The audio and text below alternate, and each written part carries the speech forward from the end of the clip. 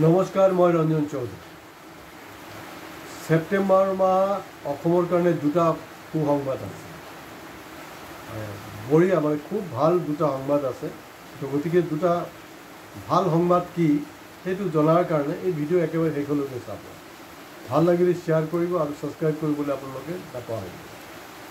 Number 1, 8 September. আপোনালোকে ইতিমধ্যে গম পায়, কাৰণ চৰকাৰ কিন্তু ইতিমধ্যে আপোনাৰ ঢাকঢোল বজালে আৰু যে আমাৰ সুধাকণ্ঠ ভূপেন হাজৰিকাৰ মানে হেৰি আপোনাৰ শতবৰ্ষ, জন্ম শতবৰ্ষ ষ্টাৰ্ট।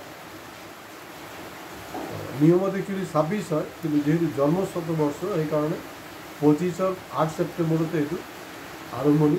আৰু সেইদিনাখন আমাৰ ভাৰতৰ মাননীয় প্ৰধানমন্ত্ৰী মোদী ডাঙৰীয়া আহিব, আৰু তাৰ 10 দিনমান আগত অমিত শ্বাহ ডাঙৰীয়া আহিব। তেওঁ হয়তো গোটেই চিটুৱেশ্যনটো অবজাৰ্ভেশ্যনৰ কাৰণে আহিব বা বেলেগ কি প্ৰগ্ৰাম আমি নাজানো, কিন্তু প্ৰধানমন্ত্ৰী আহিব, বস্তুটো খাটাই। আৰু সুধাকণ্ঠক লৈ ইতিমধ্যে অসম চৰকাৰে বিভিন্ন ধৰণৰ প্ৰেছ মিলৰ যোগেদি বিভিন্ন ধৰণৰ ঘোষণা টঘোষণা কৰিছে, কেনেকৈ কি হ'ব নহ'ব।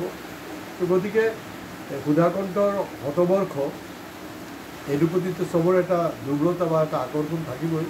আমি 8 ছেপ্টেম্বৰ নিশ্চিতভাৱে উপভোগ কৰিম। হয়, এইটো হ'লগৈ এটা সামাজিক আৰু সাংস্কৃতিক সংবাদ, কিন্তু এটা খুব ভাল ৰাজনীতিক সংবাদ আছে। ৰাজনীতিক সংবাদটো হ'লগৈ আপোনাৰ 9 ছেপ্টেম্বৰ।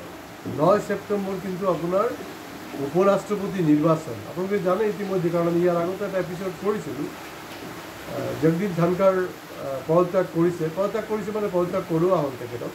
তেখেত বাধ্য হৈছে পদত্যাগ কৰিবলৈ। 9 ছেপ্টেম্বৰ, 8 ছেপ্টেম্বৰ প্ৰধানমন্ত্ৰী অসম আগমন হ'ব সুধাকণ্ঠৰ শতবৰ্ষৰ কাৰণে। আৰু 9 ছেপ্টেম্বৰ এতিয়ালৈকে যিটো ঘোষণা হৈ আছে নটিফিকেশ্যন মতে, 9 ছেপ্টেম্বৰ উপ ৰাষ্ট্ৰপতি নিৰ্বাচন।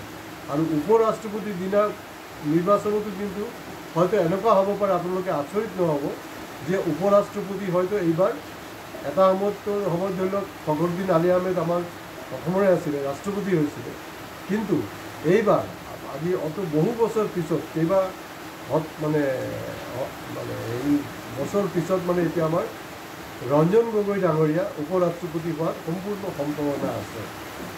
আৰু যদি হয় তাত কিন্তু আপোনালোকে আচৰিত নহ'ব। সেইকাৰণে মই আৰম্ভণিতে কৈছোঁ যে ভিডিঅ' শেষলৈকে চাব। এতিয়া আপোনালোকে জানে যে ৰাষ্ট্ৰপতি আৰু উপ ৰাষ্ট্ৰপতি এই যে নিৰ্বাচন, তাত এই নিৰ্বাচনটো কেনেকৈ হয়, আৰু ৰাষ্ট্ৰপতি আৰু উপ ৰাষ্ট্ৰপতিৰ কাৰণে যি মানে তেওঁলোকৰ মেইনটেনেঞ্চৰ কাৰণে ছিকিউৰিটি বা যি টোটেল ব্যৱস্থা, এইটোতো বহুত এক্সপেঞ্চিভ হয় আমাৰ নিচিনা দুখীয়া এটা দেশত। কিন্তু এণ্ড অফ দি ডে সংবিধানৰ নিয়ম মতে আপোনাৰ ৰাষ্ট্ৰপতি মেইন, কিন্তু মেইন নহয়। কিন্তু দেখা গৈছে বিশেষকৈ আমি যোৱা 11টা বছৰ আমি দেখিছোঁ ৰাষ্ট্ৰপতি নহয় প্ৰধানমন্ত্ৰী। গতিকে তেওঁৰ বহুত কণ্ট্ৰিবিউশ্যন আছে বিজেপিৰ হেৰিৰ কাৰণে। কাৰণ সেই প্ৰথম কণ্ট্ৰিবিউশ্যনটো হ'ল যে আপোনাৰ ৰঞ্জন গগৈ ডাঙৰীয়া ৰাম জন্মভূমি ৰায়টো কিন্তু তেখেতে দিছিলে, মানে তেওঁৰ বিচাৰপীঠে দিছিলে। তেওঁ মানে আৰু কেইজনমান আছিলে, চন্দ্ৰচূড় আছিলে, সেইটো বাৰু বেলেগ কথা, তেখেতৰ হেৰিত হৈছিলে। তো গতিকে তাৰ প্ৰাইজ মানি হিচাপেতো কিবা এটা লাগিব। সেই প্ৰাইজ মানি হিচাপে কিন্তু তেখেতক ৰাজ্যসভাত পঠোৱা হৈছিলে। কিন্তু মই একজন স্বাভিমানী অসমীয়া হিচাপে মই কিন্তু বস্তুটো ভাল পোৱা নাই। যেতিয়া ৰঞ্জন গগৈ ডাঙৰীয়া আমাৰ সৰ্বোচ্চ ন্যায়ালয়ৰ প্ৰধান বিচাৰপতি হৈ আছিলে, সেইটো সময়ত আপোনালোকৰ মনত আছে তেওঁৰ ওপৰত এটা ছেক্স স্কেমৰ ঘটনাটো আহিছিলে। তাৰ একজন মহিলা কৰ্মচাৰী তেওঁৰ ওপৰত এলিগেশ্যন আনিছিলে। আৰু সেইটো সময়ত অসমত কোনো লিখা নাই, একমাত্ৰ মই অসমীয়া প্ৰতিদিন কাকতত তেওঁৰ ডিফেণ্ড কৰি তেওঁৰ পক্ষত কিন্তু বিভিন্ন যুক্তি দাঙি মই ৰঞ্জন গগৈৰ পক্ষত মই লিখিছিলোঁ। হয়, মই তেখেতৰ বিপক্ষতো লিখিছোঁ। যেতিয়া তেওঁ ৰিটায়াৰমেণ্টৰ পিছত ৰাম জন্মভূমি ৰায়টো দিলে, ঠিক আছে, সেইটো তালৈকেও মই মানি ল'লোঁ। কিন্তু তাৰপিছত যেতিয়া আপোনাৰ তেখেত ৰাজ্যসভাৰ নমিনেট কৰিলে, যিহেতু তেওঁ মান্তি হৈ গ'ল, তেতিয়া মোৰ মানে বেয়া লাগিলে বা খং আহিলে তেতিয়া মই কিন্তু অসমীয়া প্ৰতিদিন কাকতত ডাঙৰ এটা আৰ্টিকেল লিখিছোঁ। তেওঁক ডিফেণ্ড দি মই যেনেকৈ লিখিছিলোঁ তেওঁক ক্ৰিটিচাইজ কৰিও কিন্তু মই লিখিছোঁ। এতিয়া যি নহওক এইবিলাকতো দিন গ'ল আৰু এতিয়াতো ক'বলৈ নাই সেইবিলাক লৈ। যদি কোনোবাই সেইটো সময়ত অসমীয়া প্ৰতিদিন কাকত আছে বা কাৰো যদি অনলাইন ছাবস্ক্ৰিপশ্যন আছে অসমীয়া প্ৰতিদিনত, আপোনালোকে ডাউনলোড কৰি সেইটো সময়ত দুটা আৰ্টিকেল মোৰ আপোনালোকে চাব পাৰে। মই কিন্তু দুটা সময়তে মই লিখিছোঁ। আৰু ফাইনেল কথাটো হ'ল যে এইটো আমি নিশ্চিতভাৱে মানে ভাল বেয়া সেইটো পিছৰ কথা, কিন্তু এইটোতো চিয়'ৰ যে ৰঞ্জন গগৈ অসম সন্তান, তেওঁ যদি উপ ৰাষ্ট্ৰপতি হয়, কাৰণ ৰাজ্যসভাত চাওক, ৰাজ্যসভাততো আমাৰ এই কামাখ্যা দাসও গুচি যায়, ৰাজ্যসভাততো আপোনাৰ এই কি বুলি কয় ৰামেশ্বৰ তেলী গুচি যায়। তো মানে সেইটো কথা এটা আছে, তো কাহা ৰাজা হৰিশ্চন্দ্ৰ কাহা গংগা তেলী। তো ৰামেশ্বৰ তেলী ৰাজ্যসভাত যোৱা আৰু ৰঞ্জন গগৈ ৰাজ্যসভাত যোৱাত মানে আপোনাৰ জমিন আসমান ডিফাৰেঞ্চ আছে। তো মই সেইটোক মানে ঠিক গ্ৰহণ কৰিব পৰা নাই, কাৰণ ইমান সৰু পদবী। এতিয়া 2026 এনেতো মিয়া খেদাৰ এটা হেৰি চলি আছে, কিন্তু বিজেপিৰ কেন্দ্ৰীয় নেতৃত্ব জানে যে 2026 কিন্তু অসমত তেওঁলোকৰ গাদী যাব পাৰে, যদি চব যদি ঠিকে থাকে। এই মুহূৰ্তলৈকে যিটো মানে মাৰ্কেট ছাৰ্ভে আছে, চব যদি ঠিকমতে থাকে, বিৰোধী ঐক্য যদি ঠিক ঠাকে হৈ যায়, তেতিয়াহ'লে এইটো খাটাং যে তেওঁলোকৰ গাদীটো যাব। সেইকাৰণে যেনেকৈ আমাৰ সুধাকণ্ঠ ভূপেন হাজৰিকা কেতিয়া ভাৰতৰত্ন দিছিলে, ভাৰতৰত্ন কিন্তু বহুত পলমকৈ দিছিলে, সেইটো বহুত আগতে দিব পাৰিলে হয়, কিন্তু তেখেতক দিছিলে ঠিক ইলেকশ্যনৰ বৈতৰণি পাৰ হোৱাৰ আগমুহূৰ্তত।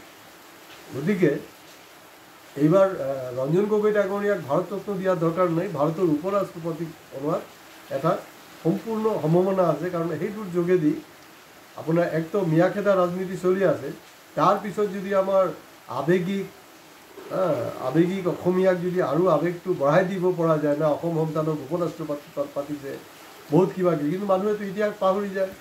কিন্তু এই অসম সন্তান ফখৰুদ্দিন আলি আহমেদতো কিন্তু ৰাষ্ট্ৰপতি পতা হৈছিলে। হয়তো এতিয়া কোনোবাই ক'ব না তেওঁতো মিয়া, এতিয়াতো মিয়াটো যাক তাকে ক'বলৈ ষ্টাৰ্ট কৰিছে। মিয়াৰ মানে অৰ্থটোৱে বহুতে নাজানে, কাৰণ বিভিন্ন হিন্দী ষ্টেট যিবিলাক আছে তেওঁলোকে কৈ আছে যে चौधरी साहब ये तो मैंने मियाँ जो शब्द है इसका तो तौहीन हो रहा है। क्या आपका आसाम का लोग क्या पढ़े लिखे नहीं है क्या? वो लोग जानते नहीं है मियाँ किसको कहा जाता है, मियाँ का अर्थ क्या है। तो যেতিয়া মই শুনো তো সেইবিলাক মোৰ নিজৰে বেয়া লাগে। তো এতিয়াতো ফখৰুদ্দিন আলি আহমেদক যেহেতু কংগ্ৰেছৰ ৰাষ্ট্ৰপতি বনাইছিল, তেতিয়া ফখৰুদ্দিন আলি আহমেদকো কৈ দিব যে না এইটোতো মিয়াক পঠাইছিলে। এতিয়াতো ৰঞ্জন গগৈ একদম আহোম হিন্দু মানুহ পঠোৱা হৈছে। তো তেনেকুৱা কিন্তু এটা মানে সম্ভাৱনা আছে তাত বৈতৰণি পাৰ হোৱাৰ কাৰণে 2026। আৰু অসমৰ যদি কিবা কাৰণত আপোনাৰ চৰকাৰ পাল্টি যায়, পাল্টি যোৱাৰ লগে লগে কিন্তু এইটো বিজেপি হাইকমাণ্ড জানে যে গোটেই উত্তৰ পূৰ্বাঞ্চলত যিকেইটা ৰাজ্যত তেওঁলোকৰ চৰকাৰ চলি আছে তাত কিন্তু চৰকাৰো হিলি যাব, সেইটো তেওঁলোকে জানে। তো সেইকাৰণে এই ছেপ্টেম্বৰ মাহ মই আৰম্ভণিত যিটো ক'লোঁ যে ছেপ্টেম্বৰ মাহটো অসমৰ কাৰণে দুটা সুসংবাদ। আৰু আপোনালোকে যদি ভাবে যে এইটো সুসংবাদ হয়, আপোনালোকে কমেণ্ট বক্সত গৈ কমেণ্টছ কৰিব, ভিডিঅ' শ্বেয়াৰ কৰিব আৰু ছাবস্ক্ৰাইব কৰিবলৈ প্লিজ নাপাহৰিব। নমস্কাৰ, আজি ইয়াতে।